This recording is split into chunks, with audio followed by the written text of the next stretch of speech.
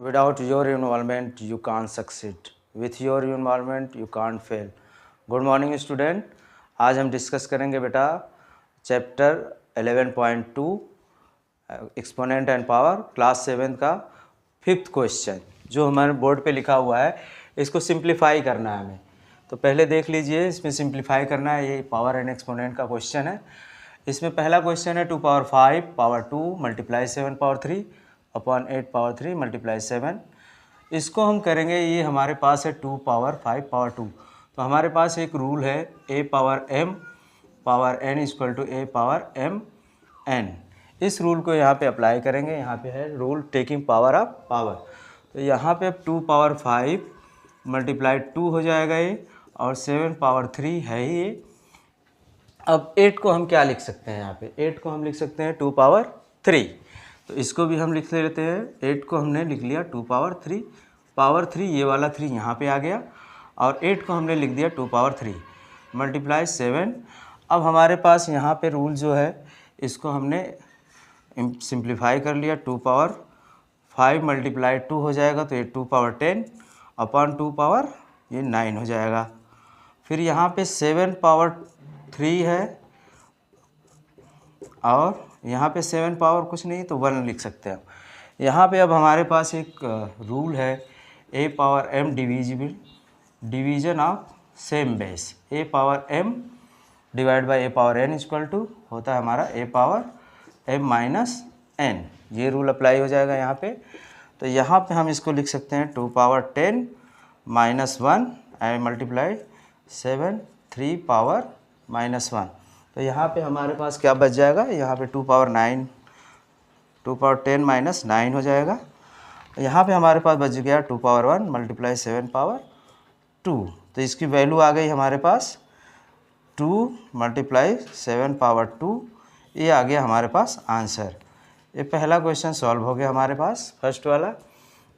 इसमें अब हम दूसरा देखेंगे। दूसरा पार्ट है हमारे पास, इसको अब हम रब कर देते हैं।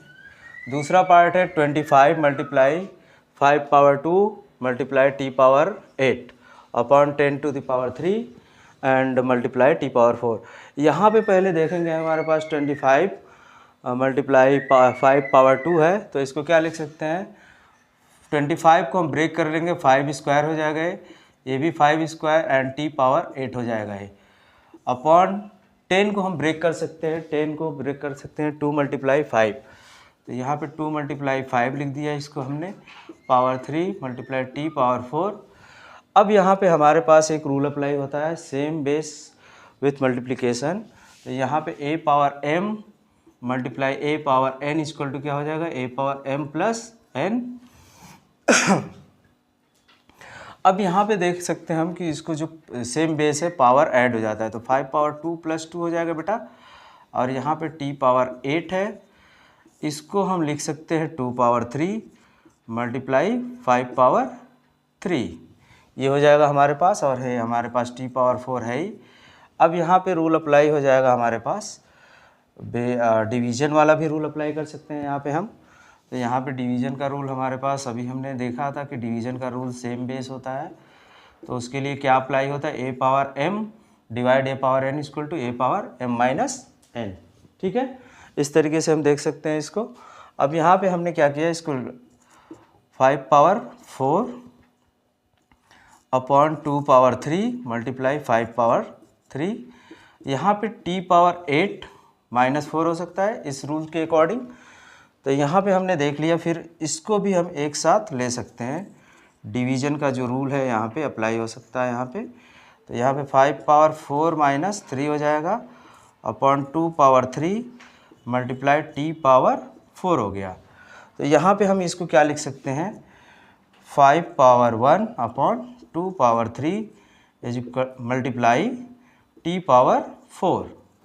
ठीक है, अब इसकी वैल्यू क्या आएगी हमारे पास? इसका आंसर हो जाएगा 5 पावर 1 की value 5, 2 power 3 equal to 8 multiply t power 4। This is the answer for this question. Okay, एक क्वेश्चन और है इसका, क्वेश्चन नंबर 5 का, वो अभी हम लिखते हैं, फिर उसको सॉल्व करते हैं। ठीक है, तो इसको देखते हैं हम। इसको आप बेटा प्रैक्टिस करिएगा, प्रैक्टिस करेंगे, ये बहुत चैप्टर इंटरेस्टिंग है, इसको जितना प्रैक्टिस करेंगे उतना मज़ा आएगा आपको सॉल्व करने में। हमारे पास क्वेश्चन है 3 power 5 multiply 10 to the power 5, 3 power 5 multiply 10 to the power 5 multiply 25 upon 5 power 7 6 power 5, 5 power 7 multiply 6 power 5, इस तरीके से है हमारे पास क्वेश्चन। ठीक है, तो अब हम इसको सॉल्व करेंगे। देखिए यहाँ पे 3 पावर 5 है, यहाँ पे 10 है, 10 को हम ब्रेक कर सकते हैं 2 मल्टीप्लाई 5 के फॉर्म में, और इसको 5 पावर 2 लिख सकते हैं। यहाँ पे 6 को भी ब्रेक कर सकते हैं 2 मल्टीप्लाई 3 के फॉर्म में। तो यहाँ पे हमने ब्रेक कर दिया 10 को 2 मल्टीप्लाई 5 पावर 5, और इस 5 को 25 को लिख दिया 5 पावर 2। ठीक है, यहाँ पे फिर 5 पावर 7 है, और यहाँ पे 6 है, 6 को ब्रेक कर दिया हमने प्राइम फैक्टराइज में, इस तरीके से कर दिया हमने। अब यहाँ पे हमने देख लिया 3 power 5, 2 power 5 multiply 5 power 5 multiply 5 power 2, सबको ओपन कर दिया हमने। 5 power 7 multiply 2 power 5 multiply 3 power 5, इस तरीके से हमने ओपन कर दिया। अब जब सेम बेस है तो सेम बेस वाले पार्ट को एक जगह ले लेंगे। हमने यहाँ पे 3 पावर 5 है, इसको यहाँ पे 3 पावर 5 को 3 पावर 5 के साथ ले लिया हमने। अब 2 पावर 5 को 2 पावर 5 के साथ,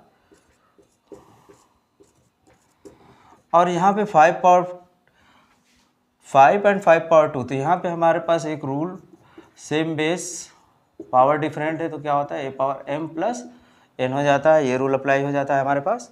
तो यहाँ पे हमने 5 पावर 7 और यहाँ पे ये वाला 5 पावर 7 इसके साथ में ले लिया। अब हमारे पास डिविजिबिलिटी का रूल पता है कि a power m divide by a power n equal to क्या होता है a power m minus n। ठीक है, तो यहाँ पे हम यहाँ पे रूल लगा देंगे, 3 power 5 minus 5 multiply 2 power 5 minus 5 multiply 5 power 7 minus 7। अब ये सब क्या हो जाएगा, 3 power 0 multiply 2 power 0 multiply 5 power 0। अब यहाँ पे हमें एक रूल पता है कि a पावर 0 की वैल्यू क्या होती है, 1 होती है। तो यहाँ पे 1 मल्टीप्लाई 1 इक्वल टू 1, ये आंसर आ जाएगा। ठीक है बेटा, इसको प्रैक्टिस करिएगा। आज की वीडियो में इतना ही। थैंक यू, बहुत बहुत शुक्रिया आपका।